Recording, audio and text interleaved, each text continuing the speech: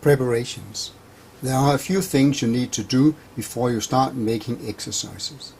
The very first thing is to create a folder that will hold your exercises, because that will make it much easier when you put it onto the internet later on.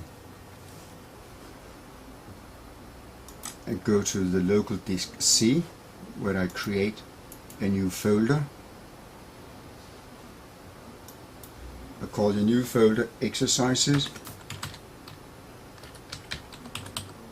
1, and there it is. Should I want to use graphics in my exercises, then it is a good idea to copy the graphics to this area as well, because that will make it easier to make sure that all the files are there when I send them to the internet.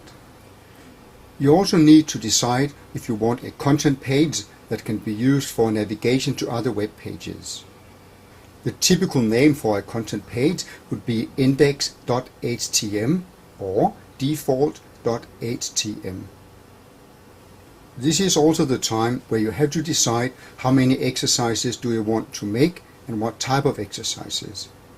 It is important to decide on some names of the final exercises. For instance, the first crossword exercise could be called cross1.htm.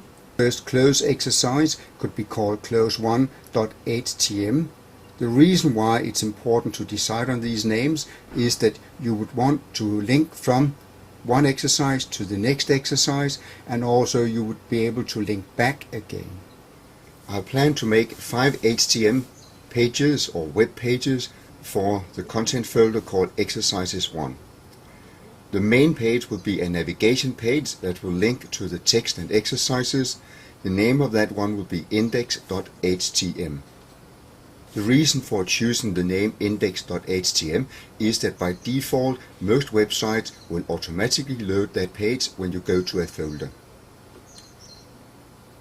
The main content page with the information that will be used for exercises will be a text and video page that I have named index_en.htm.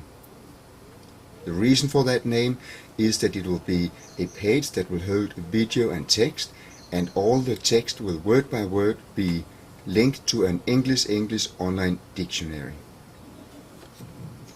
The content page will then link to a crossword exercise, and that will be named cross1.htm.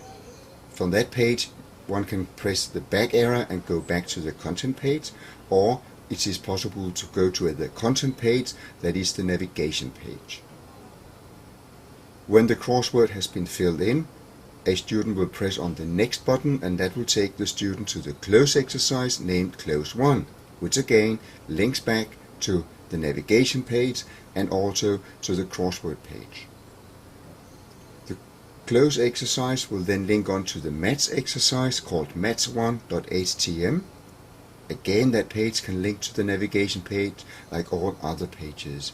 The final page will be a mixed sentence exercise called mix1.htm. Preparing the content.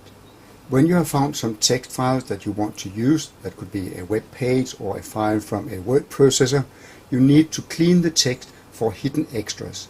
Hidden extras, that's information that is hidden below the words, for instance a link to another web page or information in Word like a bold letter, etc. To remove and clean that text, you need to copy the text to Notepad, and when it is needed in Hot Potatoes, you copy back from Notepad and paste it into Hot Potatoes.